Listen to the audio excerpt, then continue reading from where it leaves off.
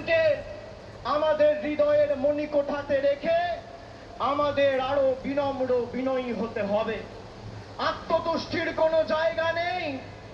BJP এই ধর্মতলায় 2015 সালে সিদ্ধার্থনাথ সিং, অমিত শাহ মিটিং করে বলেছিল, ভাগ মমতা ভাগ, ভাগ তৃণমূল ভাগ।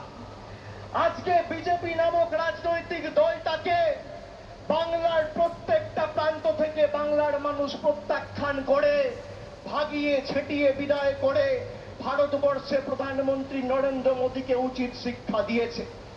এবং এই জয়ের যারা মূল কারিগর, তৃণমূল কংগ্রেসের সমর্থকের সাথে সাথে সমস্ত দেশ জুড়ে, সমগ্র দেশ জুড়ে এক মমতা বন্দ্যোপাধ্যায়, দুই অখিলেশ যাদব। আগামী 10 মিনিটের মধ্যে তারা দুজনেই আমাদের সভামঞ্চে সশরীরে উপস্থিত হবে।